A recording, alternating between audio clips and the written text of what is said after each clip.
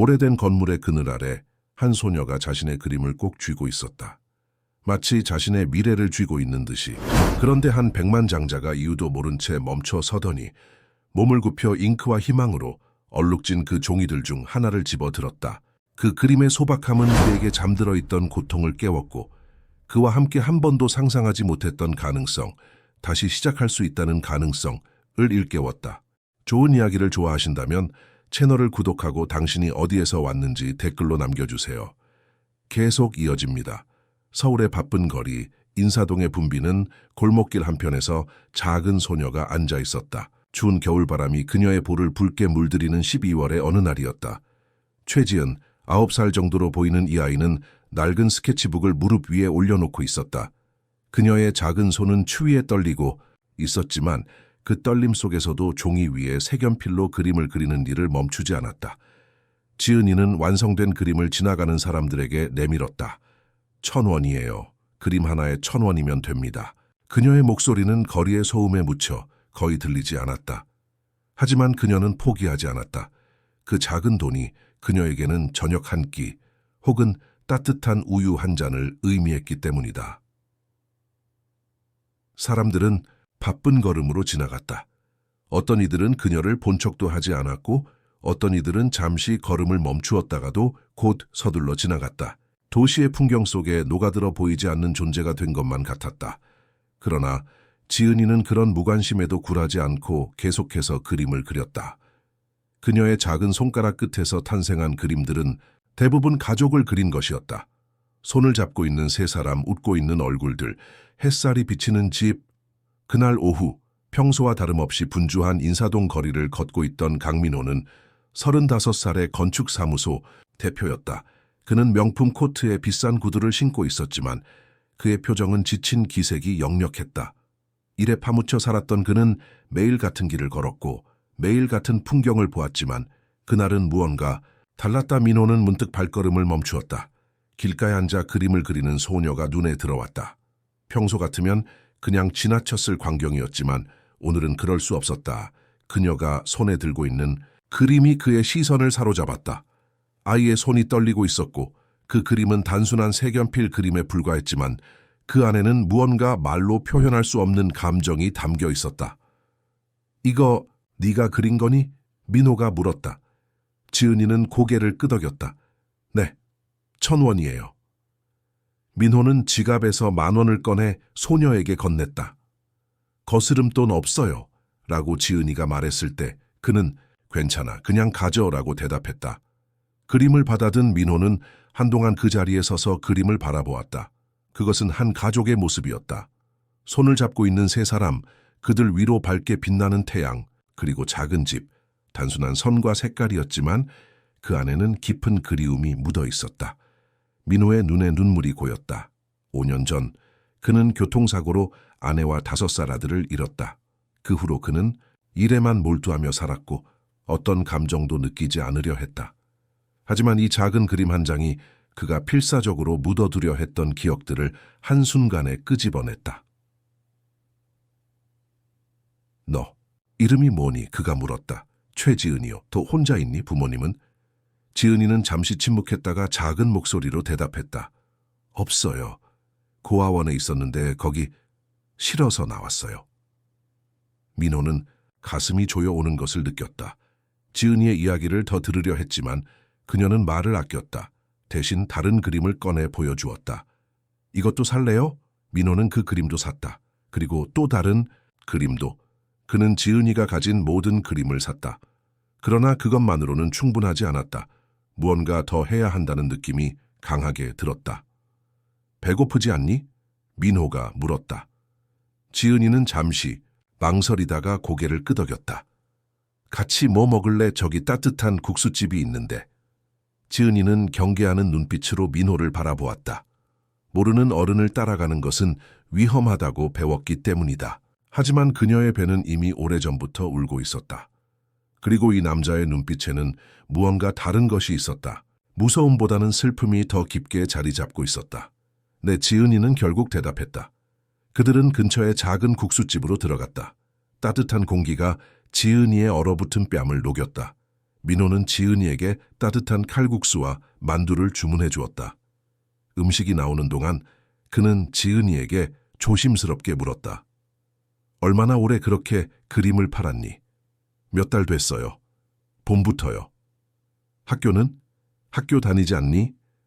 지은이는 고개를 숙였다. 안 다녀요. 가끔 가요. 민호는 더 이상 묻지 않았다.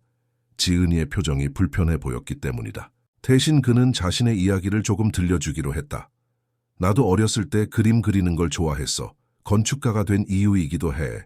건물을 설계하는 건 어떻게 보면 큰 그림을 그리는 거나 마찬가지거든. 지은이의 눈이 조금 커졌다. 건축가요? 집 만드는 사람이요? 그렇지. 사람들이 살 집이나 일할 건물을 디자인해. 멋있어요. 지은이는 진심으로 감탄했다. 음식이 나왔고 지은이는 허겁지겁 먹기 시작했다. 민호는 그런 그녀를 바라보며 마음이 아팠다. 얼마나 배가 고팠을까? 얼마나 추웠을까? 얼마나 외로웠을까? 식사를 마치고 민호는 지은이를 데려다 주겠다고 했다. 하지만 지은이는 고개를 저었다. 괜찮아요. 혼자 갈 수 있어요. 어디 사는데? 적어도 가는 길까지는 데려다 줄게. 지은이는 한참을 망설이다가 대답했다. 코아원 돌아가야 해요. 안 가면 찾을 거예요. 민호는 그녀가 말하는 코아원이 어디인지 물었다. 지은이가 알려준 곳은 강남에서 멀지 않은 햇살 아동보호소였다. 민호는 지은이를 자신의 차에 태우고 그곳으로 향했다. 차 안에서 지은이는 창밖을 물끄러미 바라보았다. 민호는 백미러로 그녀를 살펴보았다.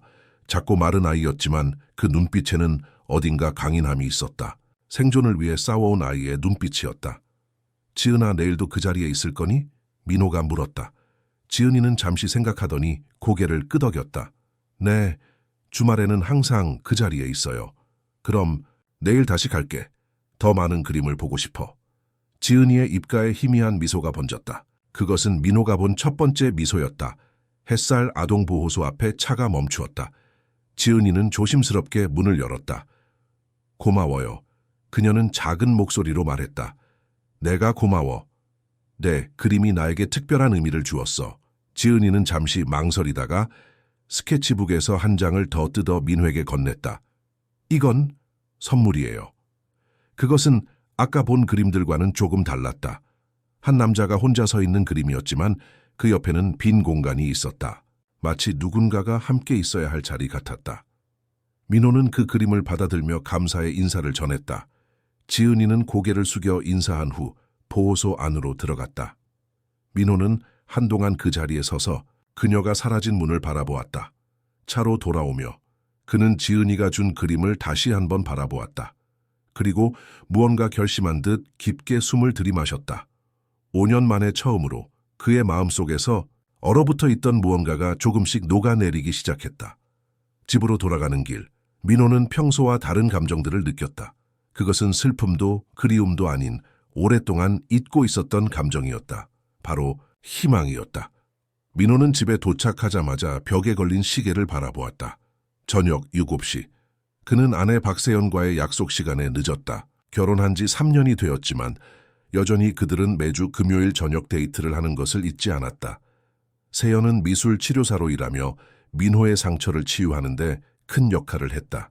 비록 그녀가 민호의 첫 번째 아내 은지와 아들 준호를 대체할 수는 없었지만 세연은 민호에게 다시 살아갈 이유를 주었다. 늦었네. 세연이 현관문이 열리는 소리를 듣고 말했다. 그녀는 소파에 앉아 책을 읽고 있었다. 미안해, 오늘 예상치 못한 일이 있었어. 민호는 코트를 벗으며 대답했다. 세연은 책을 내려놓고 남편을 바라보았다. 무슨 일이야? 표정이 달라 보여. 민호는 잠시 망설였다. 그가 오늘 경험한 일을 어떻게 설명해야 할지 확신이 서지 않았다. 하지만 세연에게 숨길 이유는 없었다. 오늘 한 아이를 만났어. 길에서 그림을 팔고 있었어. 민호는 지은이에 대한 이야기를 모두 털어놓았다. 그녀의 그림, 그 그림이 자신에게 불러일으킨 감정들, 그리고 그녀가 고아라는 사실까지. 말을 마치고 그는 지은이가 준 그림들을 세연에게 보여주었다. 세연은 그림들을 하나하나 살펴보았다. 미술 치료사인 그녀의 눈에는 지은이의 그림이 단순한 아이의 낙서 이상의 것으로 보였다. 이 아이, 굉장히 외로웠을 거야. 세연이 말했다. 그림에서 가족에 대한 그리움이 너무 강하게 느껴져. 특히 이 마지막 그림, 혼자 서 있는 남자와 그 옆에 빈 공간, 이건 내게 주려고 특별히 그린 것 같아. 민호는 깊게 한숨을 내쉬었다. 그 아이를 보는 순간 준호가 생각났어. 만약 준호가 살아있다면 지금쯤 지은이와 비슷한 나이였을 텐데. 세연은 민호의 손을 잡았다. 그녀는 민호가 아들의 이름을 입에 올리는 것이 얼마나 힘든 일인지 알고 있었다. 사고 이후로 그는 거의 준호에 대해 이야기하지 않았다. 내일 다시 만나러 간다고 했어. 민호가 말을 이었다. 어쩌면 네가 함께 가줬으면 해. 네가 아이들을 더 잘 이해하니까. 세연은 미소를 지었다. 물론이지. 나도 그 아이를 만나보고 싶어. 다음 날 아침 민호와 세연은 인사동으로 향했다. 지은이가 어제와 같은 자리에 있기를 바라며, 그리고 그들의 바람대로 지은이는 어제와 같은 자리에 앉아 그림을 그리고 있었다. 그녀는 오늘도 낡은 스케치북과 색연필을 들고 있었지만 옷은 어제보다 조금 깨끗해 보였다. 지은이는 민호를 알아보고 작게 미소 지었다. 그러나 그의 옆에 있는 세연을 보자 경계하는 눈빛으로 바라보았다. 안녕 지은아, 약속대로 왔어. 민호가 말했다. 이분은 내 아내 세연이야. 내 그림을 보여줬더니 너무 만나보고 싶어 했어. 세연은 부드러운 미소를 지으며 지은이의 눈높이에 맞춰 몸을 낮추었다. 안녕 지은아, 내 그림 정말 아름답더라. 특별한 재능이 있구나. 지은이는 쑥스러운 듯 고개를 숙였다. 감사합니다. 세연은 지은이의 옆에 앉았다. 오늘은 어떤 그림을 그리고 있었니? 지은이는 조심스럽게 스케치북을 펼쳤다. 오늘의 그림은 어제와 달리 공원의 풍경이었다. 벤치에 앉아있는 사람들, 뛰어노는 아이들, 그리고 높이 솟은 나무들. 여기 어디니? 세연이 물었다. 경복궁 옆 공원이요. 거기 가본 적 있어요. 학교 소풍으로. 민호와 세연은 서로 눈빛을 교환했다. 지은이가 학교에 다닌다는 것은 좋은 소식이었다. 하지만 어제 그녀가 학교에 잘 다니지 않는다고 했던 말이 떠올랐다. 지은아, 오늘은 좀 더 따뜻한 곳에서 이야기하면 어떨까? 민호가 제안했다. 근처에 좋은 카페가 있어. 거기서 핫초코도 마시고. 지은이는 잠시 생각하더니 고개를 끄덕였다. 그들은 인사동의 한 전통 찻집으로 향했다. 그곳은 한옥을 개조한 아늑한 공간으로 따뜻한 온돌방이 있었다. 찻집에 도착해 자리에 앉자 세연은 지은이에게 더 많은 이야기를 들려달라고 부드럽게 요청했다. 처음에는 말을 아끼던 지은이였지만 세연의 따뜻한 태도에 조금씩 마음을 열기 시작했다. 햇살 보호소에 온 지 얼마나 됐니? 세연이 물었다. 1년 정도요. 전에는 다른 곳에 있었어요. 부모님은 언제 헤어졌니? 지은이의 눈에 슬픔이 깃들었다. 3년 전이요. 아빠가 먼저 가셨고 그 다음에 엄마도. 민호는 가슴이 조여오는 것을 느꼈다. 지은이의 말에서 그녀의 부모님이 세상을 떠났다는 것을 알 수 있었다. 마치 자신의 이야기를 듣는 것 같았다. 많이 힘들었겠구나. 세연이 지은이의 손을 살며시 잡았다. 그런데 보호소는 어때? 선생님들이 잘 돌봐주시니? 지은이는 고개를 숙였다. 괜찮아요. 그냥? 세연이 다정하게 물었다. 거기 무서워요. 큰 언니들이 저를 괴롭혀요. 그리고 밤에 무서운 꿈을 꿔요. 세연은 미술치료사로서의 경험을 살려 지은이와 대화를 이어갔다. 그녀는 지은이에게 그림을 통해 자신의 감정을 표현하는 방법을 알려주었고 지은이는 그의 흥미를 보였다. 지은아, 혹시 오늘 우리랑 좀 더 시간을 보내고 싶니? 민호가 물었다. 경복궁 근처에 있는 공원에 가볼까? 네가 그린 그곳 말이야. 지은이의 눈이 반짝였다. 정말요? 가도 돼요? 물론이지. 그 다음에 맛있는 것도 먹고 저녁에 보호소로 데려다 줄게. 그들은 경복궁 옆 공원으로 향했다. 겨울이었지만 날씨는 맑았고 공원에는 사람들이 여전히 많았다. 지은이는 오랜만에 아이다운 모습을 보였다. 그녀는 공원을 뛰어다니며 즐거워했고 민호와 세연은 그런 그녀를 바라보며 미소 지었다. 점심으로 삼계탕을 먹은 후 그들은 인사동으로 돌아와 공예품 가게들을 구경했다. 민호는 지은이에게 새 스케치북과 고급 색연필 세트를 사주었다. 지은이의 눈은 선물을 받고 기쁨으로 빛났다. 이걸 다 저한테 주시는 거예요? 그녀가 믿기지 않는다는 듯이 물었다. 그럼? 민호가 웃으며 대답했다. 내 재능을 더 발전시켜야지. 하루가 저물어갈 무렵 그들은 지은이를 햇살 보호소로 데려다 주기 위해 차에 탔다. 지은이는 뒷좌석에 앉아 새 스케치북에 열심히 무언가를 그리고 있었다. 오늘 즐거웠니? 세연이 물었다. 네, 정말 재미있었어요. 지은이가 환하게 웃으며 대답했다. 그것은 그들이 본 가장 밝은 미소였다. 보호소에 도착하자 지은이의 얼굴에서 미소가 사라졌다. 그녀는 새 스케치북을 꼭 안으며 망설이는 듯했다. 무슨 일이니? 세연이 물었다. 이거 여기 두고 가도 될까요? 보호소에 가져가면 언니들이 뺏을지도 몰라요. 민호와 세연은 다시 한번 눈빛을 교환했다. 지은이의 상황이 생각보다 더 좋지 않을 수 있다는 우려가 들었다. 그래, 우리가 보관해줄게. 민호가 말했다. 다음에 만날 때 가져올게. 다음에 또 만나요? 지은이의 목소리에는 희망이 묻어 있었다. 물론이지, 세연이 대답했다. 내일도 그 자리에서 만날까? 지은이는 기쁨에 찬 눈으로 고개를 끄덕였다. 그녀는 차에서 내려 보호소로 향했지만 몇 걸음 가다가 돌아와 세연을 꼭 안았다. 그리고는 수줍게 민호에게도 인사를 한 후 건물 안으로 사라졌다. 차 안으로 돌아온 민호와 세연은 한동안 말없이 앉아 있었다. 생각보다 상황이 더 안 좋아 보여 세연이 먼저 입을 열었다. 민호는 깊은 한숨을 내쉬었다. 그 아이 도와주고 싶어. 나도 그래. 우선 보호소 상황을 알아봐야 할 것 같아. 내가 미술치료사로서 방문할 수 있는 방법이 있을지 알아볼게. 민호는 고개를 끄덕였다. 그의 마음속에는 이미 다른 생각이 자라나고 있었다. 하지만 그것을 말로 꺼내기에는 아직 이른 것 같았다. 집으로 돌아가는 길 세연은 지은이가 그린 새 그림을 살펴보았다. 그것은 오늘 공원에서의 모습이었다. 세 사람이 손을 잡고 있는 모습. 민호, 세연, 그리고 그들 사이에 있는 지은이라 민호야. 세연이 그림을 보며 말했다. 응, 이 아이가 우리에게 온 건 우연이 아닌 것 같아. 민호는 운전대를 꽉 쥐었다. 그도 같은 생각을 하고 있었다. 5년 동안 얼어붙어 있던 그의 마음에 균열이 생기고 그 틈으로 새로운 감정이 스며들고 있었다. 그것은 두려움이자 설렘이었다. 다시 누군가를 자신의 삶에 들이는 것, 다시 아버지가 된다는 것에 대한 두려움과 설렘이. 일요일 아침, 세연은 일찍 일어나 전화통화를 하고 있었다. 그녀는 미술치료사로서의 인맥을 활용해 햇살 보호소에 대한 정보를 수집하고 있었다. 민호는 커피를 마시며 그녀의 대화를 듣고 있었다. 네, 알겠습니다. 정말 감사합니다. 세연이 전화를 끊고 한숨을 내쉬었다. 어떻게 됐어? 민호가 물었다.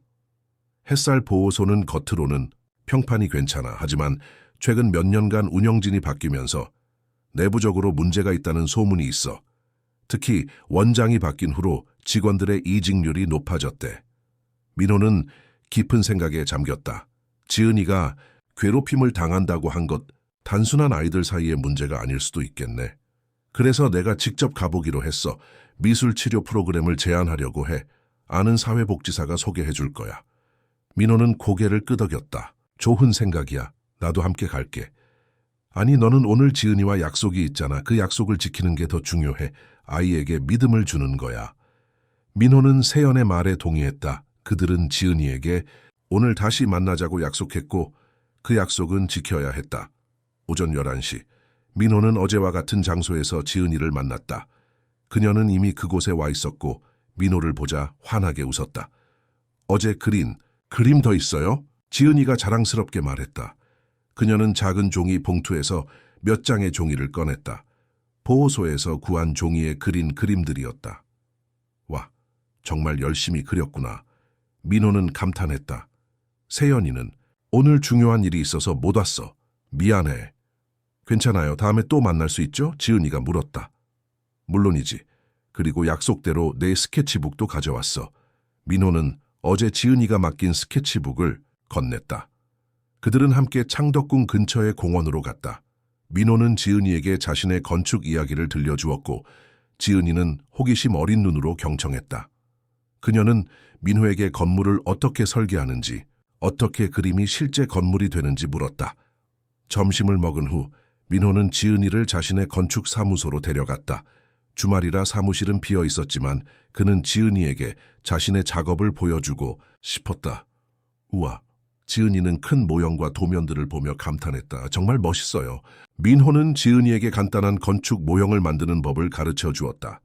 그들은 종이와 나무 막대기로 작은 집 모형을 함께 만들었다. 지은이는 그 과정에 완전히 몰입했다.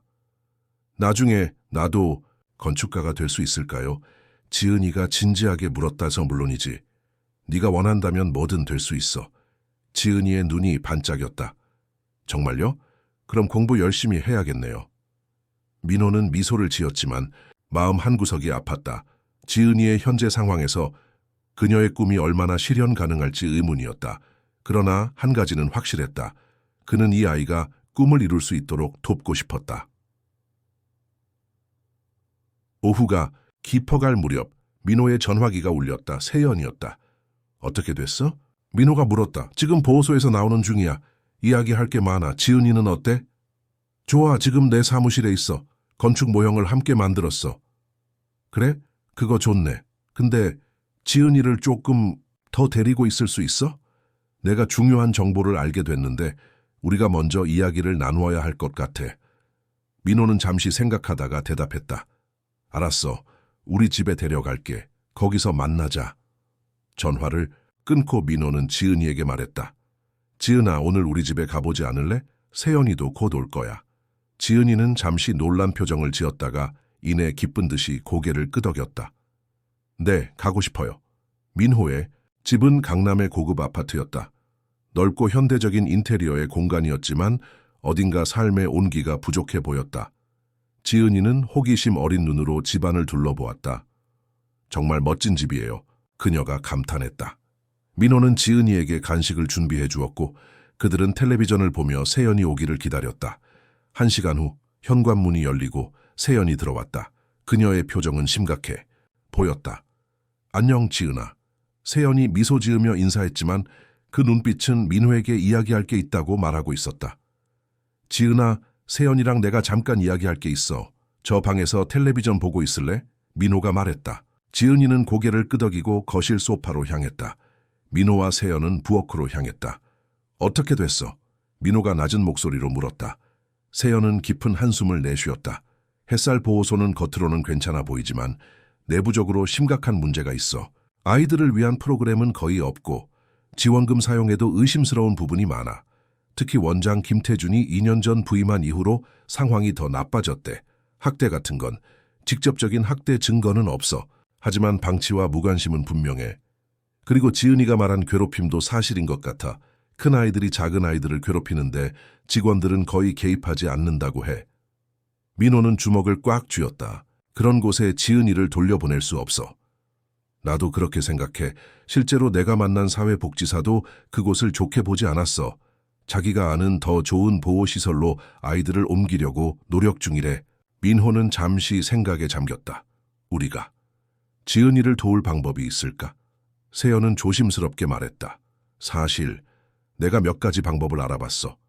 일단 지은이를 위한 미술치료 프로그램을 제안했고 주 2회 방문하는 것으로 허락받았어. 그리고 그녀는 잠시 말을 멈추고 민호의 반응을 살폈다.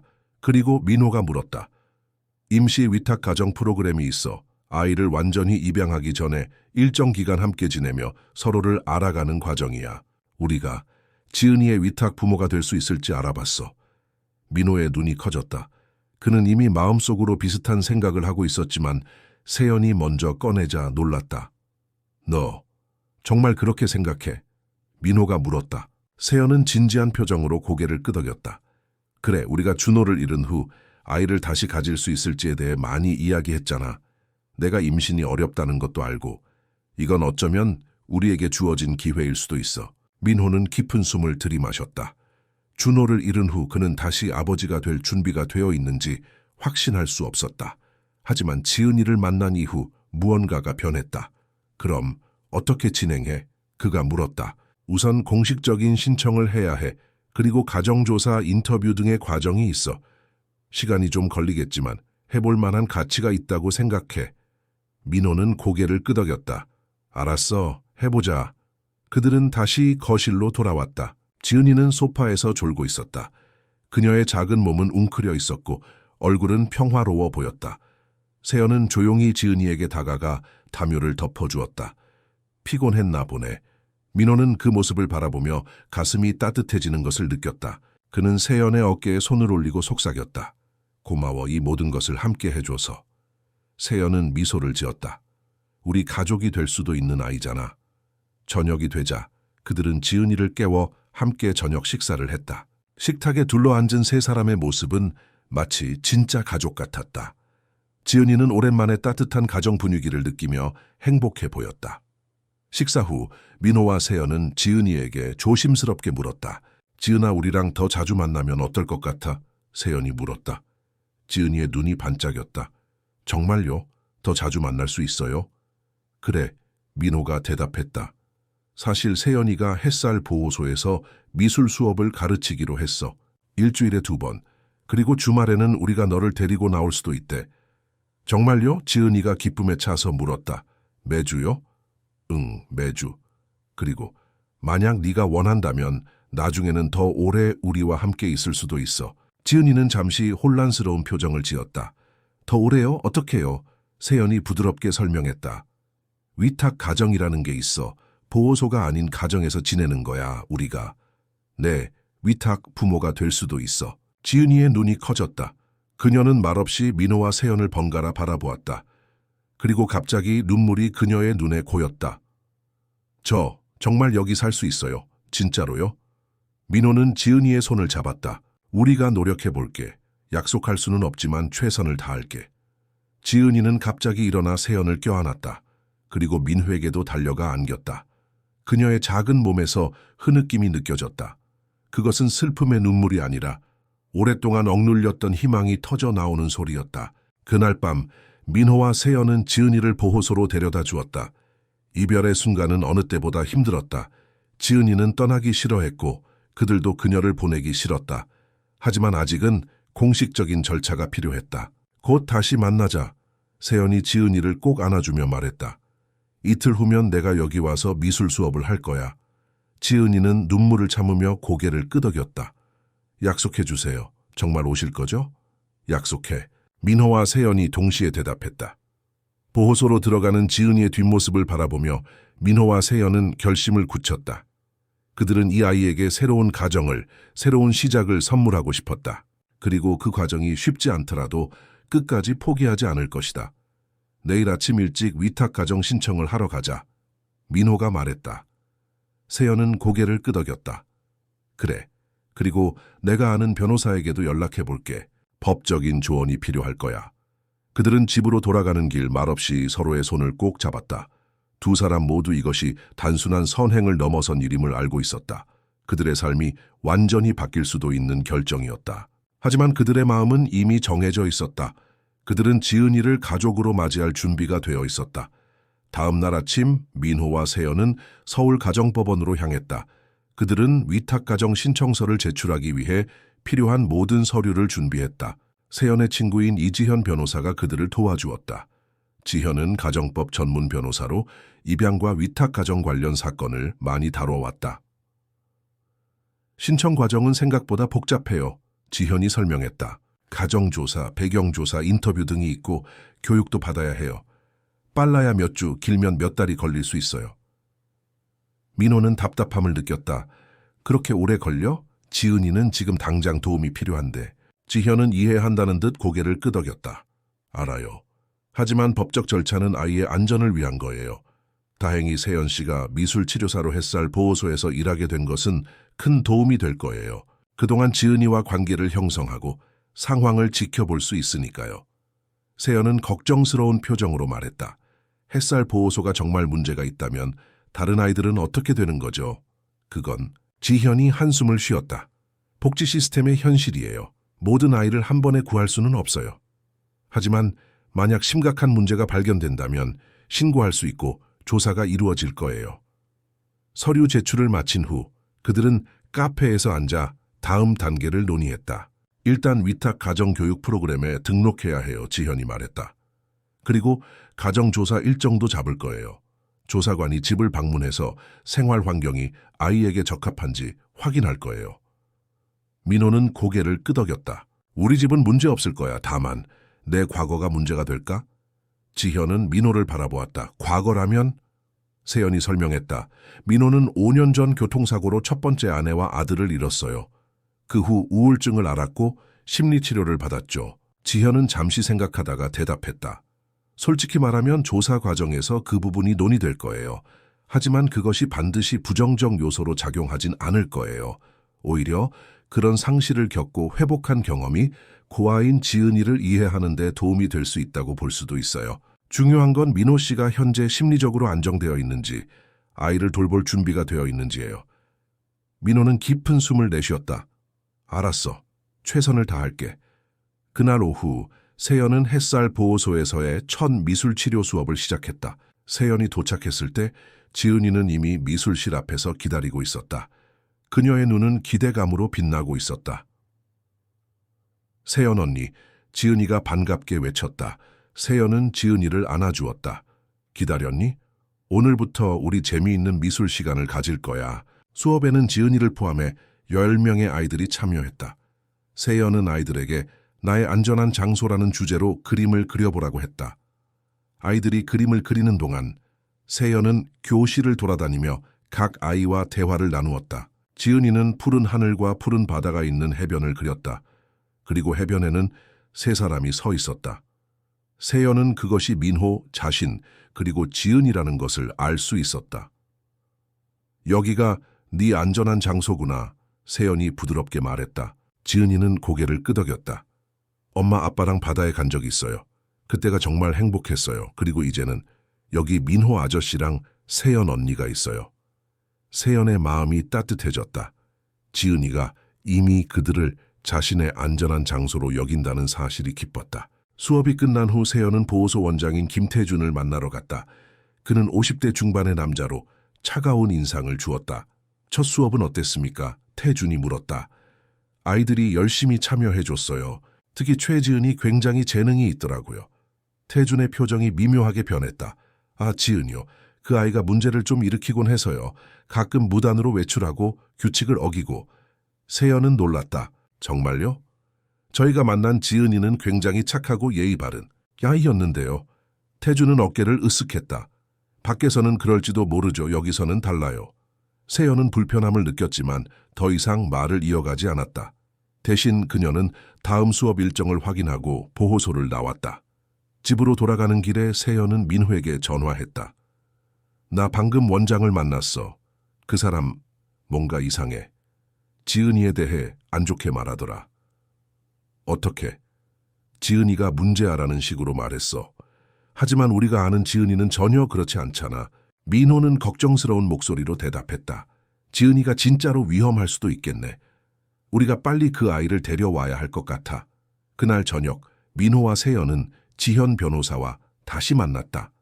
세연은 보호소에서 경험한 일을 자세히 이야기했다. 지현은 심각한 표정으로 말했다. 이런 상황이라면 우리가 임시보호 명령을 신청할 수도 있어요. 아이가 현재 환경에서 위험에 처해 있다는 증거가 있다면요.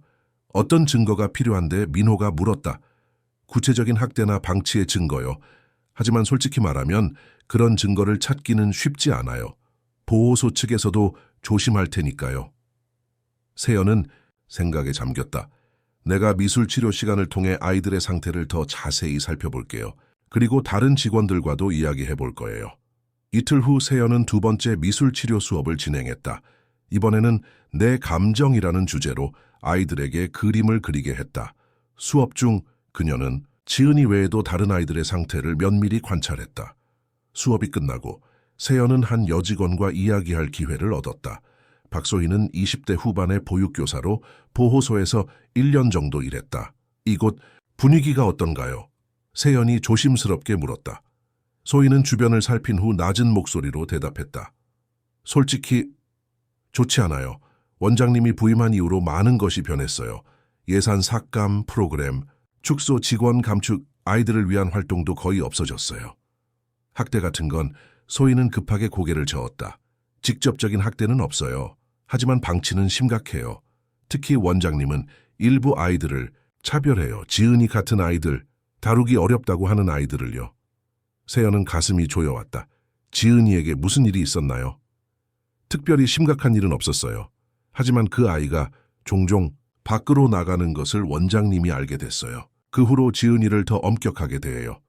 외출 금지, 간식 제한 같은 것들, 대화를 마치고 세연은 지은이를 찾았다. 지은이는 미술실에 남아 그림을 더 그리고 있었다. 지은아, 요즘 괜찮니? 세연이 조심스럽게 물었다. 지은이는 잠시 망설이다가 대답했다. 괜찮아요. 그냥 원장님이 저한테 화가 나 있어요. 제가 밖에 나간 거 알았대요. 많이 혼났니? 지은이는 고개를 끄덕였다.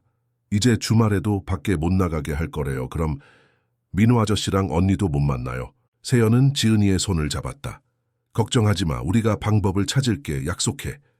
그날 밤 세연은 민호와 지현에게 모든 이야기를 전했다. 지현은 심각한 표정으로 들었다.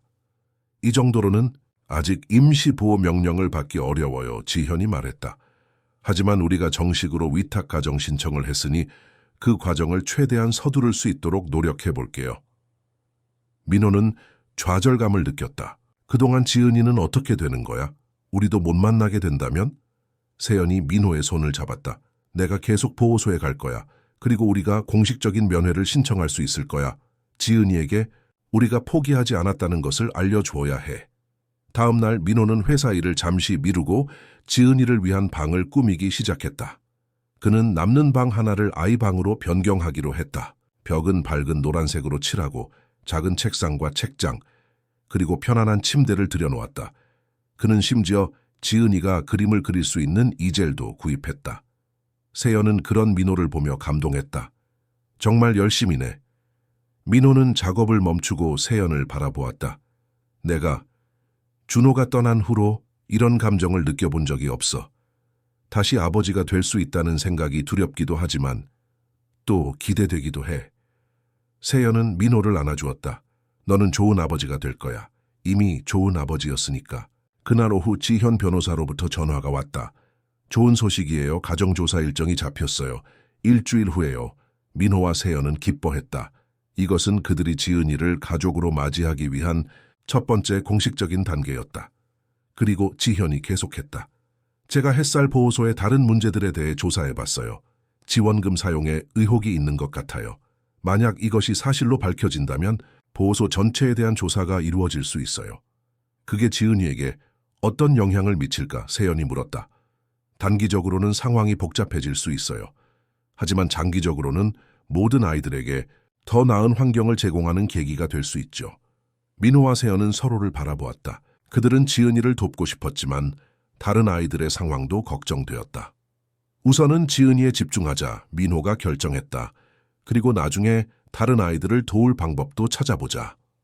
세연은 고개를 끄덕였다. 그래, 한 번에 한 걸음씩 나아가자. 주말이 되자 민호와 세연은 햇살 보호소에 공식 면회를 신청했다. 원장 태주는 그들의 요청을 거절할 명분이 없었다. 그들은 보호소의 면회실에서 지은이를 만났다. 지은이는 그들을 보자마자 달려와 안겼다. 정말 오셨어요. 못 올 줄 알았어요. 세연은 지은이를 꼭 안아주었다. 물론 왔지. 우리가 약속했잖아. 너를 절대 혼자 두지 않을 거라고. 민호는 작은 선물 상자를 지은이에게 건넸다. 우리가 너를 위해 준비한 거야. 지은이는 호기심에 찬 눈으로 상자를 열었다. 그 안에는 작은 은색 목걸이가 있었다. 별 모양의 펜던트가 달린 목걸이였다. 이건 지은이의 눈에 눈물이 고였다. 네가 우리의 별이니까 민호가 말했다. 그리고 약속해. 곧 우리가 함께 있을 수 있을 거야. 지은이는 목걸이를 가슴에 품고 울음을 참았다. 정말요? 정말 같이 살 수 있어요? 그래, 세연이 대답했다. 우리가 지금 그걸 위해 노력하고 있어. 조금만 더 기다려줘. 면회 시간 동안 그들은 지은이에게 새로 꾸민 방에 대해 이야기해 주었다. 노란색 벽, 새 침대, 책상, 그리고 이젤까지. 지은이는 그 이야기를 들으며 눈을 반짝였다. 정말 거기서 살 수 있어요? 그녀가 믿기지 않는다는 듯이 물었다. 그럼 민호가 대답했다. 그건 네 방이 될 거야. 네가 원하는 대로 꾸밀 수 있고. 면회가 끝날 무렵 원장 태준이 나타났다. 그는 민호와 세연을 차갑게 바라보았다. 면회 시간이 끝났습니다. 그가 말했다. 지은이는 이제 돌아가야 합니다. 지은이는 불안한 표정으로 민호와 세연을 바라보았다. 세연은 지은이의 손을 꼭 잡았다. 걱정하지 마. 그녀가 작은 목소리로 말했다. 우리가 곧 다시 만날 거야. 그리고 잊지 마. 너는 우리의 별이야. 지은이는 눈물을 참으며 고개를 끄덕였다. 그녀는 새로 받은 목걸이를 꼭 쥐고 태준을 따라 나갔다. 민호와 세연이 보호소를 나설 때 그들의 마음은 무거웠다. 하지만 그들은 희망을 잃지 않았다. 지은이를 위한 첫 걸음을 내딛었고 그 길이 험난하더라도 끝까지 가기로 결심했다. 일주일 후 가정조사 날이 밝았다. 민호와 세연은 아침부터 분주히 집을 정리했다. 사실 그들의 집은 이미 깨끗했지만 긴장감에 계속해서 작은 것들을 정돈했다. 너무 걱정하지 마. 세연이 민호의 어깨를 토닥였다. 우리 집은 완벽해. 게다가 지은이 방도 너무 예쁘게 꾸몄잖아. 민호는 깊은 숨을 내쉬었다. 알아. 그냥 모든 게 잘 되길 바라서 그래. 오후 2시 가정조사관 정유미가 도착했다. 그녀는 40대 초반의 차분한 인상의 여성이었다. 민호와 세연은 그녀를 거실로 안내했다. 오늘은 주로 기본적인 생활 환경과 간단한 인터뷰를 진행할 거예요. 유미가 설명했다. 더 자세한 심리, 평가와 배경조사는 추후에 진행됩니다. 유미는 집 전체를 둘러보았다. 그녀는 특히 지은이를 위해 준비한 방에 관심을 보였다. 이 방을 정말 정성껏 꾸미셨네요. 유미가 말했다. 민호가 대답했다. 지은이가 그림 그리는 걸 좋아해서 특별히 이젤과 미술용품을 준비했어요. 유미는 고개를 끄덕이며 메모를 했다. 그 후 그들은 거실에 앉아 인터뷰를 시작했다. 두 분이 위탁 부모가 되기로 결정한 이유가 무엇인가요? 유미가 물었다. 세연이 먼저 대답했다. 저희는 아이를 갖기 어려운 상황이었어요. 그리고 지은이를 만났을 때 그 아이가 특별하다는 것을 느꼈어요. 지은이는 우리에게 와서 우리 가족이 되어야 한다고 생각했어요. 유미는 민호를 바라보았다. 강 선생님은요? 민호는 잠시 침묵했다가 진솔하게 대답했다. 저는 5년 전에 첫 번째 아내와 아들을 교통사고로 잃었습니다. 그 후로 오랫동안 마음의 문을 닫고 살았어요. 하지만 지은이를 만나고 나서 다시 아버지가 될 수 있다는 용기를 얻었습니다. 그 아이의 그림에서 보았던 희망과 그리움이 제 마음을 움직였어요. 유미는 민호의 이야기를 주에 깊게 들었다. 큰 상실을 경험하셨군요. 현재는 그 상황을 어떻게 극복하고 계신가요? 세연을 만나 다시 삶의 의미를 찾았고 심리치료도 받았습니다. 지금은 과거의 아픔을 부정하지 않되 그것에 갇히지 않고 새로운 삶을 살고 있습니다. 유미는 고개를 끄덕이며 계속해서 질문했다. 그녀는 그들의 결혼 생활, 재정 상태, 직업, 그리고 양육 방식에 대한 견해 등을 물었다. 인터뷰는 2시간가량 진행되었다. 마지막으로 유미는 지은이와의 관계에 대해 물었다.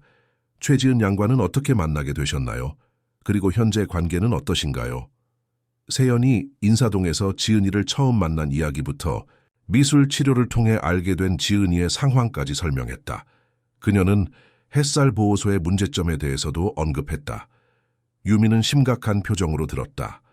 보호소의 상황에 대한 우려가 있으시군요. 그 부분은 따로 조사가 필요할 것 같네요. 인터뷰가 끝나고 유미는 자리에서 일어났다. 오늘 인터뷰와 가정 환경 조사 결과는 긍정적입니다. 다음 단계로 넘어갈 수 있을 것 같네요. 위탁 부모 교육 일정을 잡아드릴게요. 그리고 심리평가도 진행해야 합니다. 민호와 세연은 안도의 숨을 내쉬었다. 첫 관문을 통과한 것이다. 그러나 그들의 안도감은 오래가지 않았다.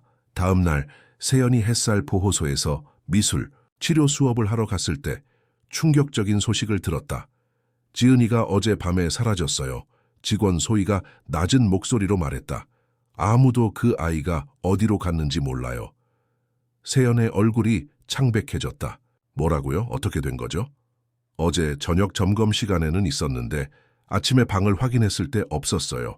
창문이 열려 있었고 침대에는 베개로 사람 모양을 만들어 놨더라고요. 세연은 즉시 민회에게 전화했다. 민호야, 지은이가 보호소에서 사라졌어. 어제 밤에 도망친 것 같아. 뭐? 어디로 갔을까? 민호의 목소리에는 당혹감과 걱정이 가득했다. 모르겠어. 하지만 우리가 찾아야 해. 밖은 추운데. 민호는 즉시 회사 일을 미루고 차를 몰고 나왔다. 그는 지은이가 있을 법한 모든 장소를 생각했다. 인사동의 그 자리, 경복궁 근처 공원, 그들이 함께 갔던 국수집. 세연도 보호소에서 나와 다른 방향으로 지은이를 찾기 시작했다. 그녀는 지은이의 친구들에게 물어보았지만 아무도 지은이의 행방을 알지 못했다. 몇 시간의 수색 끝에 민호는 지은이가 있을 수 있는 마지막 장소를 떠올렸다. 바로 자신의 건축사무소였다. 지은이가 모형을 만들며 즐거워했던 그곳, 민호는 서둘러 사무실로 향했다. 사무실 건물에 도착한 민호는 경비원에게 물었다. 혹시 어린 여자아이를 보셨나요? 9살 정도로 보이는. 경비원은 고개를 끄덕였다. 네, 아침부터 건물 입구에서 서성이는 아이가 있었어요. 지금은 모르겠네요. 민호는 가슴이 뛰었다. 그는 서둘러 자신의 사무실로 올라갔다. 사무실 문 앞에 웅크리고 앉아있는 작은 형체가 보였다. 지은이였다. 지은아, 민호가 달려갔다. 지은이는 고개를 들었다. 그녀의 눈은 붉게 충혈되어 있었고 얼굴은 추위에 파랗게 질려 있었다. 민호 아저씨. 그녀의 목소리는 떨리고 있었다. 민호는 지은이를 안아들었다. 그녀의 몸은 차가웠다. 어떻게 된 거야? 왜 보호소에서 나왔어? 지은이는 울음을 참으며 대답했다. 원장님이서 목걸이를 뺏었어요. 아저씨랑 세연 언니가 준 별 목걸이요. 그리고 다시는 만나지 말라고 했어요. 민호는 분노가 치밀어 올랐지만 지금은 지은이를 안심시키는 것이 우선이었다. 괜찮아, 이제 괜찮아. 내가 여기 있잖아. 그는 즉시 세연에게 전화했다. 지은이를 찾았어. 내 사무실에 있었어. 세연은 안도의 한숨을 내쉬었다. 다행이다. 지금 바로 갈게. 민호는 지은이를 사무실 안으로 데려가 따뜻한 음료를 주었다. 지은이는 여전히 떨고 있었다. 어떻게 여기까지 왔어? 민호가 부드럽게 물었다. 버스 타고요? 돈은 없어서 그냥 몰래 탔어요. 아저씨 회사 주소는 명함에 있었어요. 민호는 지은이가 자신의 명함을 간직하고 있었다는 사실에 놀랐다. 왜 집으로 오지 않고 여기로 왔어? 주소를 몰라서요. 그리고 아저씨가 여기서 일한다고 했으니까. 세연이 도착했을 때 지은이는 민호의 옆에서 조금 진정한 상태였다. 세연은 달려와 지은이를 꼭 안아주었다. 얼마나 걱정했는지 몰라. 세연이 말했다. 다치지 않아서 다행이야. 지은이는 세연의 품에 안겨 울음을 터뜨렸다. 정말 여기 있고 싶어요. 보호소로 돌아가기 싫어요. 민호와 세연은 서로를 바라보았다. 상황이 복잡해졌다. 지은이가 보호소에서 도망쳤다는 것은 법적으로 큰 문제가 될 수 있었다. 일단 지현 변호사에게 연락해야 해, 민호가 말했다. 지현은 상황을 듣고 즉시 사무실로 왔다. 그녀는 지은이의 상태를 확인한 후 심각한 표정으로 민호와 세연을 불러 이야기했다. 상황이 좋지 않네요. 지현이 말했다. 지은이가 보호소에서 무단으로 나왔고 당신들이 그 사실을 알고도 바로 신고하지 않았다는 것이 문제가 될 수 있어요. 하지만 지은이가 목걸이를 빼앗기고 우리를 만나지 말라는 압박을 받았다고 해요. 세연이 반박했다. 지현은 고개를 끄덕였다. 그 부분은 분명 문제가 있어요. 하지만 법적 절차를 따르지 않으면 오히려 당신들의 위탁 신청에 부정적 영향을 미칠 수 있어요. 그럼 어떻게 해야 하죠? 민호가 물었다. 일단 보호소에 연락해 지은이를 찾았다고 알려야 해요. 그리고 지은이가 왜 도망쳤는지, 어떤 상황이 있었는지 정식으로 문제를 제기해야 합니다. 민호는 주먹을 꽉 쥐었다. 그럼 지은이를 다시 그곳으로 보내야 한다는 거예요? 지현의 표정이 부드러워졌다. 당장은 그래야 할 것 같아요. 하지만 걱정하지 마세요. 이 일을 계기로 임시 보호 명령을 신청할 근거가 생겼어요. 지은이가 심리적 압박을 받고 있다는 증거가 있으니까요. 세연은 지은이를 바라보았다. 그녀는 사무실 소파에서 지쳐 잠들어 있었다. 그 아이를 다시 보내는 건 너무 잔인해요. 알아요. 지현이 대답했다. 하지만 장기적으로 지은이를 위한 최선의 선택이에요. 법적 절차를 어기면 결국 지은이를 영원히 잃을 수도 있어요. 결국 그들은 지현의 조언을 따르기로 했다. 민호는 햇살 보호소에 전화해 지은이를 찾았다고 알렸다. 보호소 측에서는 직원을 보내 지은이를 데려가겠다고 했다. 지은이가 깨어났을 때 민호와 세연은 그녀에게 상황을 설명해야 했다. 그것은 그들이 해야 했던 가장 어려운 대화였다. 다시 거기로 가야 해요? 지은이의 눈에 눈물이 고였다. 세연은 지은이의 손을 잡았다. 지은아, 네가 지금 많이 힘들고 두렵다는 걸 알아. 하지만 우리가 너를 영원히 데려오기 위해서는 법적인 과정을 따라야 해. 하지만 원장님이 화낼 거예요. 그리고 목걸이도.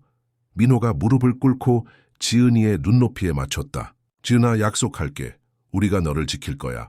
그리고 아주 곧 너를 데려올 거야. 그때까지 조금만 참을 수 있어?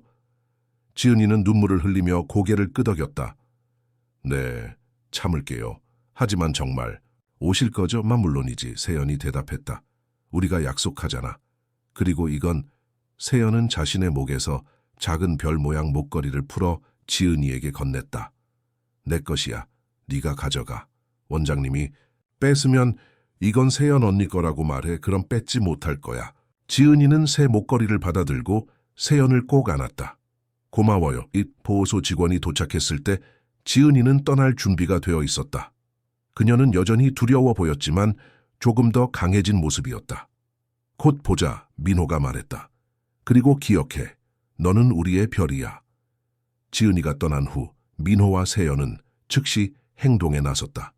그들은 지현과 함께 긴급 임시 보호 명령을 신청했다. 지은이가 보호소에서 심리적 압박을 받고 있다는 사실과 그녀가 도망칠 정도로 상황이 심각하다는 점을 강조했다. 그러나 법원의 결정은 그들의 기대에 미치지 못했다. 임시 보호 명령은 기각되었고 대신 보호소에 대한 조사만 진행되기로 했다. 조사 결과가 나올 때까지 지은이는 계속 보호소에 머물러야 했다. 어떻게 이럴 수 있지? 민호는 좌절감에 휩싸였다. 지은이가 얼마나 힘들어하는지 뻔히 보이는데. 지현은 위로의 말을 건넸다. 법적 시스템이 완벽하지 않아요. 하지만 포기하지 마세요. 우리가 할 수 있는 다른 방법을 찾아볼게요. 세연은 자신의 미술 치료 세션을 통해 지은이를 계속 만날 수 있었다. 그녀는 매 수업마다 지은이의 상태를 확인했다. 다행히도 보호소 측에서는 지은이에게 더 심한 처벌을 내리지는 않았다. 아마도 법적 조사가 시작된 것을 알고 조심하는 것 같았다. 그리고 미술 치료 시간은 지은이에게 큰 위안이 되었다. 그녀는 세연이 준 목걸이를 항상 몸에 지니고 있었고 그것이 그녀에게 힘을 주는 것 같았다. 한편 민호와 세연은 위탁 부모 교육 프로그램을 이수하고 모든 필요한 심리평가와 배경, 조사를 받았다. 그들은 법적으로 할 수 있는 모든 준비를 마쳤다. 그리고 마침내 한 달 후 기다리던 소식이 왔다.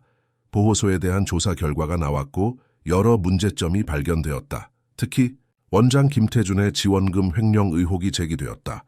이로 인해 보호소는 임시관리체제로 전환되었고 새로운 관리자가 임명되었다.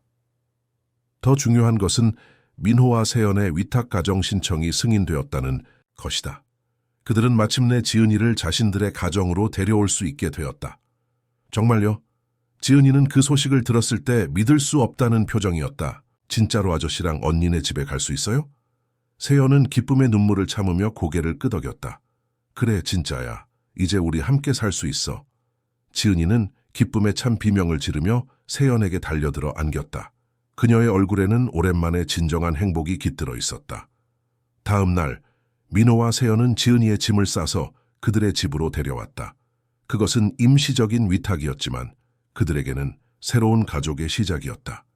지은이가 자신의 새 방에 들어섰을 때 그녀의 눈은 놀라움으로 커졌다. 밝은 노란색 벽, 편안한 침대, 책상, 책장, 그리고 무엇보다 그림을 그릴 수 있는 이젤까지 모든 것이 그녀를 위해 준비되어 있었다. 이게 정말 제 방이에요. 지은이가 믿기지 않는다는 듯이 물었다. 그래, 민호가 대답했다. 앞으로 이곳이 내 집이야. 지은이는 방 안을 뛰어다니며 모든 것을 만져보았다. 그리고 갑자기 멈춰서서 민호와 세연을 바라보았다. 정말 여기 있어도 돼요? 영원히요? 세연은 지은이에게 다가가 그녀의 머리를 쓰다듬었다. 그래, 지은아, 이제 우리는 가족이야, 영원히. 그날 밤 지은이는 자신의 새 침대에서 처음으로 잠을 청했다. 민호와 세연은 그녀에게 이야기책을 읽어주고 좋은 밤을 기원했다. 지은이가 잠든 후 그들은 그녀의 방 문 앞에서 한동안 서 있었다. 드디어 세연이 속삭였다. 우리가 해냈어. 민호는 세연의 손을 잡았다. 아직 완전한 입양까지는 갈 길이 멀어. 하지만 이건 시작이야. 그래, 세연이 대답했다. 좋은 시작이야. 그들은 자신들의 방으로 향했다. 오늘 밤 그들의 집에는 처음으로 완전한 가족이 함께 자고 있었다. 그리고 그것은 모든 시련과 인내 끝에 얻은 가장 소중한 선물이었다. 지은이가 민호와 세연의 집에서 지내기 시작한 지 한 달이 지났다. 아침, 식탁에서 함께 아침을 먹고 저녁에는 하루 일과를 나누는 일상이 자리 잡기 시작했다. 지은이는 마치 오랫동안 그 집에 살았던 것처럼 자연스럽게 적응해가고 있었다. 지은아, 오늘 학교 어땠어? 세연이 저녁 식사 테이블에서 물었다. 지은이는 미소를 지으며 대답했다. 좋았어요. 미술 시간에 선생님이 제 그림을 칭찬해 주셨어요. 민호와 세연은 지은이를 위해 새로운 학교를 찾아주었다. 그들의 집 근처에 있는 작은 초등학교였다. 처음에는 새로운 환경에 적응하기 힘들어했지만 지은이는 곧 친구들을 사귀고 학교 생활을 즐기기 시작했다. 정말? 어떤 그림을 그렸는데? 민호가 물었다. 우리 가족 그림이요. 지은이가 자랑스럽게 말했다. 민호 아빠, 세연 엄마, 그리고 저요. 민호와 세연은 놀란 눈빛을 교환했다. 지은이가 그들을 아빠와 엄마라고 부른 것은 이번이 처음이었다. 그동안은 항상 아저씨와 연니라고 불렀다. 지은아, 세연이 감동한 목소리로 말했다. 지은이는 갑자기 부끄러워하며 시선을 내렸다. 저 그렇게 불러도 될까요? 다른 친구들도 다 그렇게 부르더라고요. 민호는 자리에서 일어나 지은이에게 다가가 그녀를 안아주었다. 물론이지. 우리는 이제 가족이니까. 세연도 눈물을 참으며 지은이를 안았다. 세 사람은 한동안 그렇게 서로를 안고 있었다. 그것은 말로 표현할 수 없는 깊은 유대감의 순간이었다. 식사 후 지은이는 자신의 방으로 가서 숙제를 하겠다고 했다. 민호와 세연은 거실에 남아 이야기를 나누었다. 지은이가 정말 많이 달라졌어. 세연이 말했다. 처음 왔을 때는 항상 조심스럽고 불안해 보였는데 이제는 웃음소리가 집안에 가득해. 민호는 고개를 끄덕였다. 그래, 놀라운 변화야. 그리고 오늘 우리를 아빠와 엄마라고 부른 것 정말 감동적이었어. 그래도 아직 해결해야 할 일이 많아. 세연이 말했다. 위탁 기간이 끝나면 정식 입양 절차를 시작해야 해. 그리고 지은이의 트라우마 치료도 계속해야 하고. 민호는 세연의 손을 잡았다. 우리가 함께라면 다 해낼 수 있어. 지은이를 위해서라면 어떤 것도 할 준비가 되어 있어. 다음 날 아침 지현 변호사가 방문했다. 그녀는 입양 절차에 대한 최신 정보를 전달하기 위해 왔다. 위탁 기간이 끝나면 바로 입양 신청을 할 수 있어요. 지현이 설명했다. 하지만 한 가지 문제가 있어요. 무슨 문제요? 민호가 물었다. 지은이의 친가족에 대한 조사가 필요해요. 법적으로 친가족이 입양에 동의해야 하거든요. 지은이의 부모님은 돌아가셨지만 다른 친척들이 있는지 확인해야 해요. 세연은 걱정스러운 표정을 지었다. 만약 친척이 나타나서 지은이를 데려가겠다고 하면 어떻게 되는 거죠? 지현은 한숨을 내쉬었다. 그건 복잡한 문제가 되겠죠. 하지만 지금까지 지은이가 보호소에 있는 동안 찾아온 친척은 없었어요. 그래도 법적 절차를 위해 조사는 필요해요. 그날 오후 민호는 건축사무소에서 중요한 프로젝트 발표를 앞두고 있었다. 그는 몇 주 동안 준비한 대형 복합상업시설 설계안을 발표할 예정이었다. 그러나 지은이의 입양 문제가 마음에 걸려 집중하기 어려웠다. 괜찮아요, 사장님? 민호의 조수인 정현이 물었다. 민호는 정신을 차리고 고개를 끄덕였다. 응, 괜찮아. 그냥 좀 생각할 게 많아서. 입양 문제 때문인가요? 많이 힘드시겠어요. 민호는 미소를 지었다. 힘들지만 그만한 가치가 있어. 지은이가 우리 가족이 된다는 건 정말 큰 축복이야. 그 발표는 성공적으로 끝났다. 클라이언트들은 민호의 디자인에 큰 만족을 표했고 계약은 확정되었다. 이것은 그의 회사에 큰 도약이 될 프로젝트였다. 집으로 돌아가는 길에 민호는 기쁜 소식을 가족과 나누고 싶었다. 그는 케이크를 사들고 집으로 향했다. 다녀왔습니다. 민호가 현관문을 열며 외쳤다. 지은이가 달려나와 그를 반겼다. 아빠, 어서 와요. 저 오늘 시험에서 100점 받았어요. 민호는 지은이를 번쩍 들어 올리며 축하했다. 와, 정말 대단하다. 우리 지은이가 최고야. 세연도 부엌에서 나와 민호를 반겼다. 어서 와. 발표는 어땠어? 성공적이었어. 계약도 확정됐고. 민호는 케이크 상자를 들어 보였다.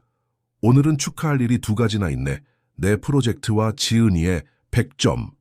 그들은 함께 저녁을 먹고 케이크를 나누며 즐거운 시간을 보냈다. 이것이 바로 민호가 꿈꿔왔던 가족의 모습이었다. 웃음소리가 가득한 집, 서로의 성취를 축하하고 격려하는 따뜻한 공간. 그러나 행복한 시간도 잠시. 다음 날 아침 지현 변호사로부터 예상치 못한 소식이 전해졌다. 지은이의 외삼촌이 나타났어요. 지현이 전화로 말했다. 최성민이라는 분인데 지은이의 어머니 동생이래요. 그동안 해외에 있어서 지은이의 상황을 몰랐다고 해요. 민호는 가슴이 철렁 내려앉는 것을 느꼈다. 그분이 지은이를 데려가겠다고 하나요? 아직은 아니에요. 단지 지은이를 만나보고 싶다고 하셨어요. 하지만 법적으로 그분은 지은이의 가장 가까운 혈족이기 때문에 입양 과정에서 그분의 의견이 중요해요. 민호는 세연에게 이 소식을 전했다. 세연의 얼굴이 창백해졌다. 어떻게 해야 하지? 세연이 떨리는 목소리로 물었다. 만약 그분이 지은이를 데려간다면 민호는 세연을 안아주었다. 아직 그런 일은 일어나지 않았어. 우선 그분을 만나봐야 해. 어쩌면 지은이의 행복을 위해 우리의 입양을 지지해 줄지도 몰라. 그들은 지은이에게 이 사실을 어떻게 알려줄지 고민했다. 지은이는 부모님에 대한 기억이 많지 않았고 외삼촌의 존재도 알지 못했다. 결국 그날 저녁 식사 후 민호와 세연은 지은이에게 조심스럽게 말을 꺼냈다. 지은아, 우리가 내게 말해줄 중요한 소식이 있어. 세연이 부드럽게 말했다. 내 외삼촌이 나타나셨어.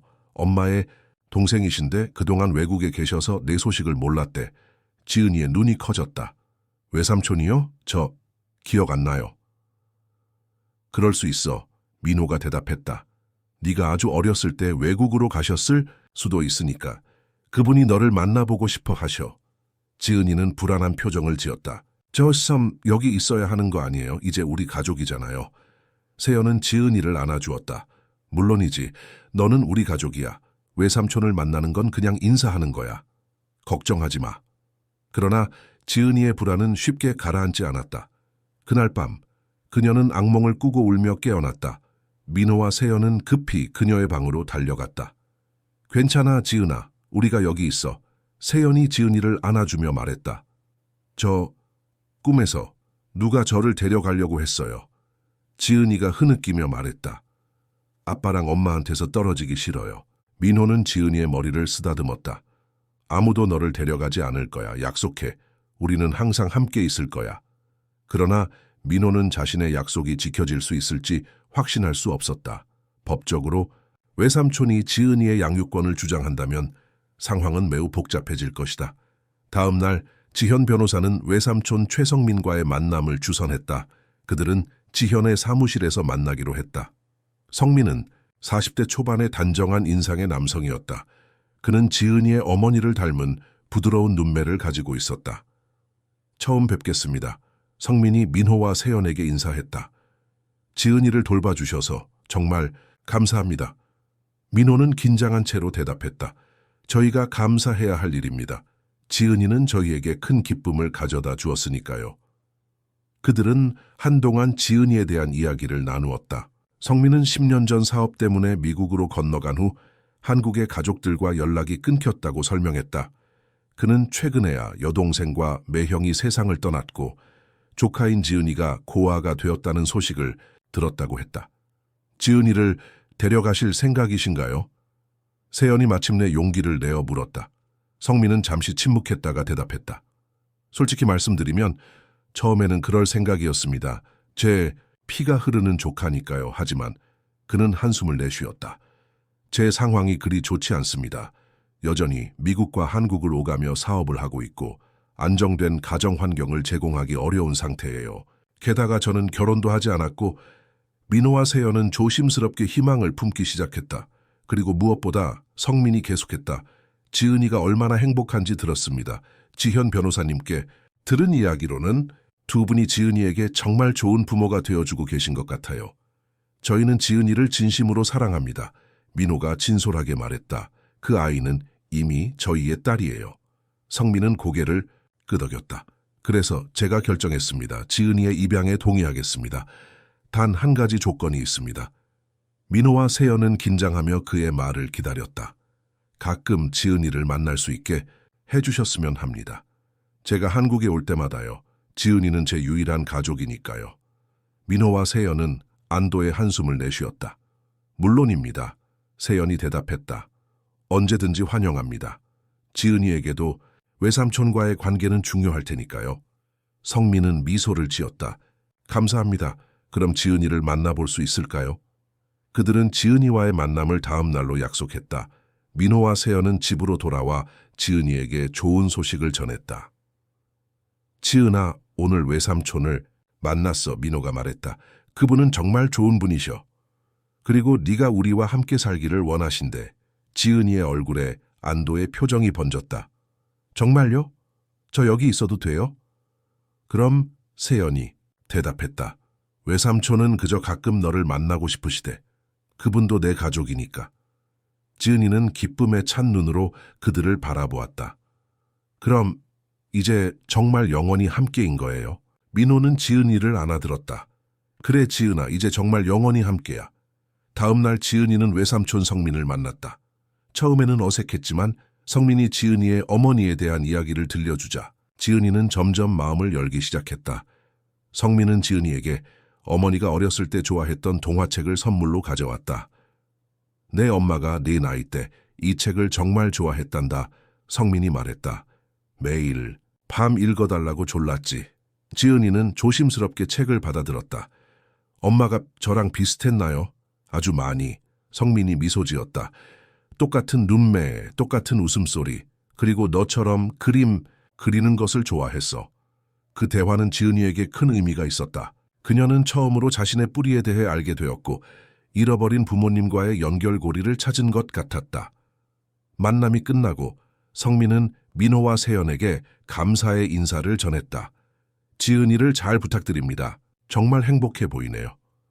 걱정 마세요. 민호가 대답했다. 우리의 딸로서 모든 사랑을 받을 거예요. 성민이 떠난 후 지은이는 조용히 물었다. 엄마, 아빠, 저 이제 진짜 강지은이 돼도 될까요? 민호와 세연은 놀라움과 감동으로 지은이를 바라보았다. 그녀는 자신의 성이 최에서 강으로 바뀌기를 원했다. 그것은 완전한 가족이 되고 싶다는 그녀의 소망이었다. 물론이지. 세연이 눈물을 참으며 대답했다. 네가 원한다면 우리는 언제든지 준비되어 있어. 그날 밤 민호는 지은이의 방에서 그녀에게 책을 읽어주었다.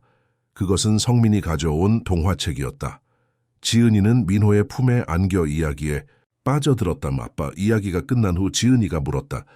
우리 가족이 된 건 운명인가요? 민호는 잠시 생각하다가 대답했다. 글쎄 지은아, 나는 그렇게 믿어. 네가 그날 인사동에서 그림을 그리고 있었고 내가 그 길을 지나갔던 것. 그건 분명 우연이 아닐 거야. 지은이는 만족스러운 미소를 지으며 눈을 감았다. 저도 그렇게 생각해요. 우리는 서로를 찾고 있었던 것 같아요. 민호는 지은이의 이메 키스를 하고 방을 나왔다. 복도에서 세연이 그를 기다리고 있었다. 어때? 세연이 물었다. 잠들었어. 민호가 대답했다. 오늘은 정말 특별한 날이었어. 세연은 민호의 손을 잡았다. 이제 거의 다 왔네. 곧 법적으로도 완전한 가족이 될 거야. 민호는 고개를 끄덕였다. 그래, 드디어 우리의 새로운 시작이야. 그들은 함께 거실로 향했다. 벽에는 지은이가 그린 가족 그림이 걸려 있었다. 세 사람이 손을 잡고 있는 모습, 그 위로 밝게 빛나는 별들. 그 그림은 이제 단순한 그림이 아니라 그들의 새로운 삶을 상징하는 것이었다. 6개월 후 서울 가정법원 앞, 민호와 세연 그리고 지은이는 손을 꼭 잡고 법원 계단을 올라갔다. 오늘은 그들에게 특별한 날이었다. 지은이의 공식 입양이 최종 승인되는 날이었다. 긴장되니? 세연이 지은이에게 물었다. 지은이는 고개를 끄덕였다. 조금요, 하지만 기뻐요. 그녀는 특별한 날을 위해 새 원피스를 입고 있었다. 하늘색 원피스에 은색 별 모양 브로치가 달려 있었다. 그리고 목에는 세연이 준 별 목걸이가 반짝이고 있었다. 법정 안으로 들어서자 그들은 이미 자리에 앉아있는 지현 변호사와 인사를 나눴다. 성민도 와 있었다. 그는 지난 몇 개월 동안 지은이를 여러 번 방문했고 이제는 지은이와 편안한 관계를 형성하고 있었다. 준비됐나요? 지현이 그들에게 물었다. 민호는 깊은 숨을 내쉬었다. 네, 모든 준비가 됐습니다. 재판은 생각보다 간단하고 빠르게 진행되었다. 판사는 입양 서류를 검토하고 가정조사 보고서를 읽었다. 그리고 마지막으로 지은이에게 물었다. 최지은, 양 강민호 씨와 박세연 씨의 딸이 되는 것에 동의합니까? 지은이는 똑바로 서서 또렷한 목소리로 대답했다. 네, 동의합니다. 저는 이제 강지은이 되고 싶어요. 판사는 미소를 지으며 고개를 끄덕였다. 그럼 모든 법적 요건이 충족되었으므로 이제 최지은 양은 강지은으로 강민호, 박세연 부부의 법적 딸임을 선언합니다. 망치 소리가 법정에 울려 퍼졌다. 그 소리와 함께 지은이는 공식적으로 강민호와 박세연의 딸이 되었다. 지은이의 눈에서 눈물이 흘러내렸다. 그것은 기쁨의 눈물이었다. 그녀는 이제 법적으로도 완전한 가족을 갖게 되었다. 법원을 나서며 민호는 지은이를 어깨에 태웠다. 우리 딸 이제 정말 영원히 함께할. 지은이는 기쁨에 차서 웃었다. 그녀의 웃음소리는 봄바람처럼 상쾌하고 밝았다. 그들은 근처 레스토랑으로 향했다. 성민도 함께했다. 그곳에서 그들은 특별한 축하 파티를 열었다. 테이블 위에는 강지은의 새 출발을 축하합니다라는 문구가 적힌 케이크가 놓여 있었다. 외삼촌도 같이 와줘서 고마워요. 지은이가 성민에게 말했다. 성민은 지은이의 머리를 쓰다듬었다. 당연하지. 이렇게 중요한 날에 빠질 수 없었어. 식사를 마친 후 성민은 작은 선물 상자를 지은이에게 건넸다. 이건 네 엄마의 물건이야. 내가 간직하고 있었는데 이제 네가 가지는 게 좋을 것 같아. 지은이는 조심스럽게 상자를 열었다.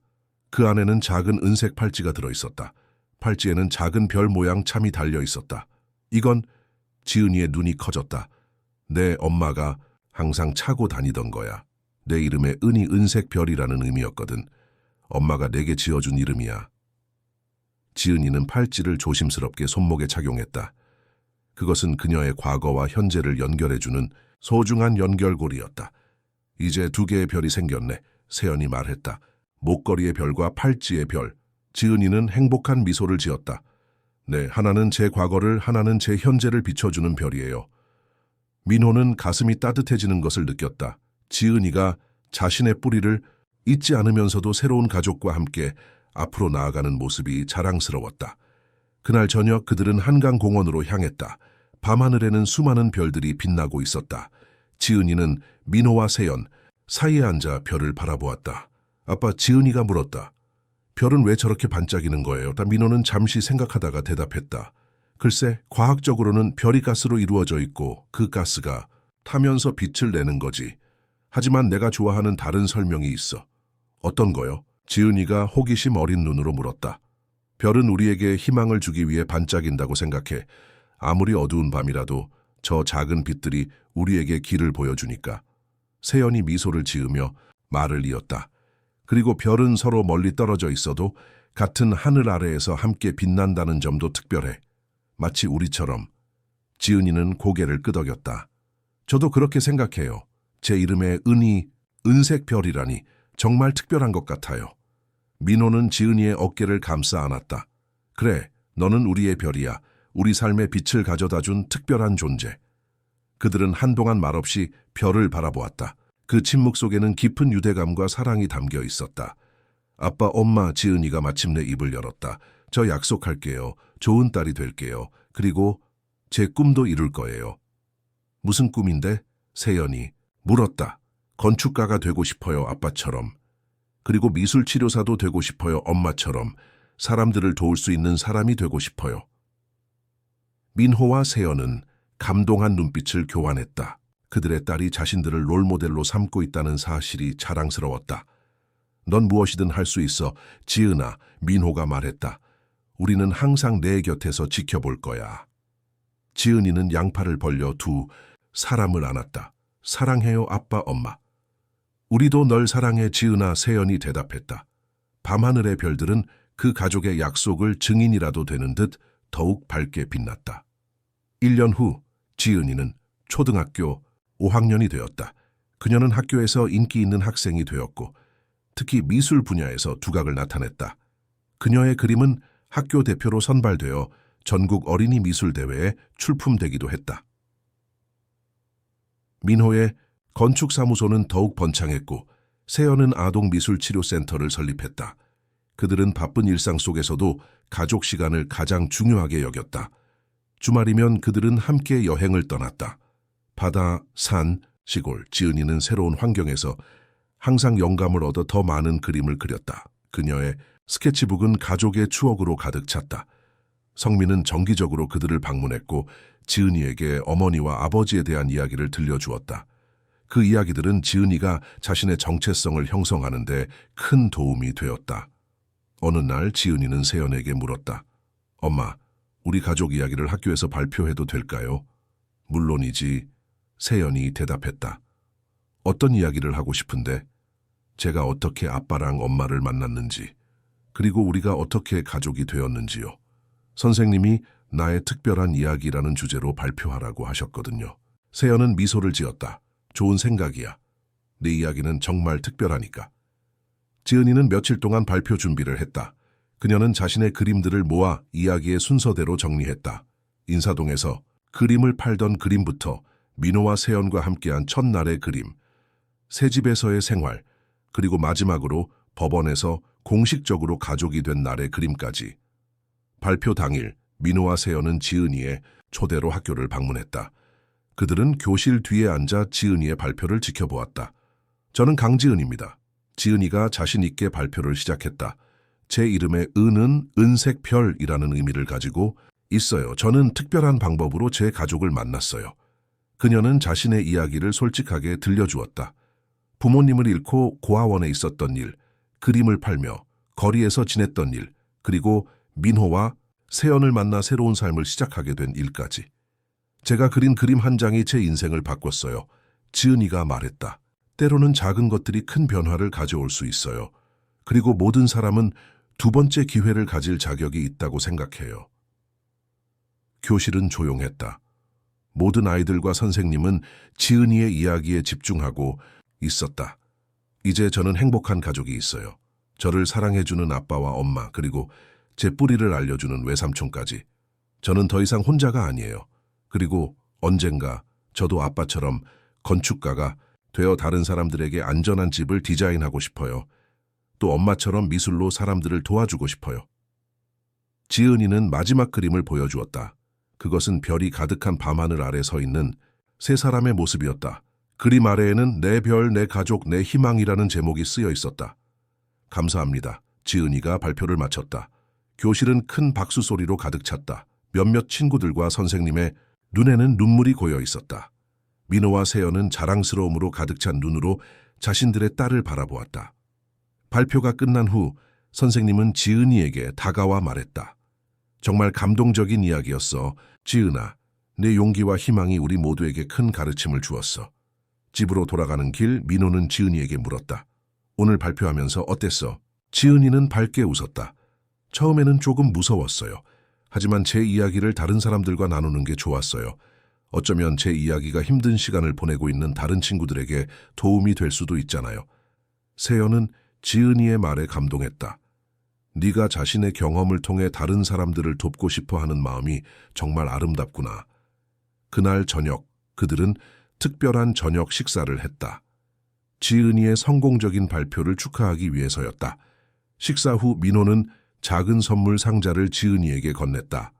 이건 뭐예요? 지은이가 호기심 어린 눈으로 물었다. 열어봐. 민호가 미소를 지으며 대답했다. 지은이는 상자를 열었다. 그 안에는 작은 은색 별 모양 브로치가 들어있었다. 이건 특별한 브로치야. 민호가 설명했다. 내가 직접 디자인했어. 이 별에는 3개의 작은 돌이 박혀있지. 이건 우리 세 사람을 상징해 항상 함께하는 우리 가족. 지은이는 감동한 눈으로 브로치를 바라보았다. 정말 아름다워요. 네, 고마워요, 아빠. 이제 내게는 3개의 별이 있네, 세연이 말했다. 목걸이의 별, 팔찌의 별, 그리고 브로치의 별. 지은이는 고개를 끄덕였다. 네, 과거, 현재, 그리고 미래를 비춰주는 별들이에요. 그들은 함께 거실 소파에 앉아 옛 사진첩을 보기 시작했다. 세연은 민호와 준호의 사진을 지은이에게 보여주었다. 처음으로 민호의 첫 가족에 대해 이야기하는 시간이었다. 이분이 준호 오빠구나. 지은이가 사진 속 웃고 있는 작은 소년을 바라보며 말했다. 민호는 깊은 숨을 내쉬었다. 예전에는 이 사진들을 보는 것이 너무 고통스러웠지만 이제는 그 기억들을 지은이와 나눌 수 있을 만큼 마음의 상처가 아물었다. 그래, 준호는 내 나이 때 참 활발한 아이였어. 너처럼 호기심이 많았지. 오빠가 하늘에서 우리를 보고 있을까요? 지은이가 순수한 눈으로 물었다. 그럴 거야, 세연이 부드럽게 대답했다. 준호도 너처럼 우리 가족의 별이니까. 민호는 지은이를 안아주었다. 그는 이제 과거의 아픔을 받아들이고 현재의 행복을 온전히 누릴 수 있게 되었다. 지은이는 그에게 두 번째 기회를 준 선물이었다. 밖에서 별들이 빛나기 시작했다. 그들의 집 창문을 통해 은은한 별빛이 거실로 새우며 들었다. 지은이는 창가로 걸어가 밤하늘을 바라보았다. 아빠, 엄마, 그녀가 불렀다. 별 보러 나갈까요? 민호와 세연은 미소를 지으며 고개를 끄덕였다. 그들은 함께 옥상으로 올라갔다. 서울의 밤하늘은 도시의 불빛으로 인해 많은 별을 볼 수는 없었지만 몇몇 밝은 별들은 여전히 그들을 반겨주고 있었다. 저기 봐요. 지은이가 하늘을 가리키며 말했다. 세 개의 별이 나란히 있어요. 마치 우리 가족 같아요. 민호와 세연은 지은이가 가리키는 방향을 바라보았다. 정말로 세 개의 별이 나란히 빛나고 있었다. 그래, 정말 우리 같구나. 민호가 대답했다. 영원히 함께 빛나는 별들처럼. 지은이는 양팔을 벌려 밤하늘을 품에 안는 듯한 포즈를 취했다. 그녀의 얼굴에는 평화로운 미소가 어려 있었다. 고마워요. 그녀가 작은 목소리로 말했다. 저를 찾아주셔서, 저를 사랑해 주셔서, 저에게 가족을 주셔서. 민호와 세연은 지은이의 양옆에 서서 그녀의 손을 잡았다. 그들은 말없이 서로를 바라보았다. 때로는 말보다 침묵이 더 많은 것을 전달하기도 한다. 별빛 아래 그들은 서로에게 무언의 약속을 했다. 어떤 어려움이 와도 함께 이겨내겠다는 약속, 서로를 영원히 사랑하겠다는 약속, 그리고 각자의 별처럼 밝게 빛나며 살아가겠다는 약속. 인사동의 작은 골목에서 시작된 그들의 여정은 이제 무한한 가능성으로 가득 찬 미래로 이어지고 있었다. 한 장의 그림이 세 사람의 삶을 완전히 바꿔놓았다. 그리고 그 변화는 단순한 우연이 아닌 별들이 정해놓은 운명이었을지도 모른다. 밤하늘의 별들은 그들의 이야기를 지켜보며 더욱 밝게 빛났다. 마치 축복을 내리는 듯, 마치 앞으로의 행복을 약속하는 듯. 사랑하는 청취자 여러분, 민호, 세연, 그리고 지은이의 감동적인 이야기가 여러분의 마음을 따뜻하게 해드렸기를 바랍니다. 이와 같은 감동적인 이야기를 더 들으시려면 저희가 특별히 준비한 플레이리스트를 확인해 보세요. 왼쪽에 있는 링크를 클릭하시면 됩니다. 이 이야기가 마음에 드셨다면 저희 채널을 구독하시고 영상에 좋아요를 눌러주세요. 저희는 매일 삶의 복잡함을 탐구하는 특별한 이야기들을 가져옵니다. 다음 콘텐츠도 놓치지 마세요. 댓글란에서 여러분을 기다리고 있겠습니다.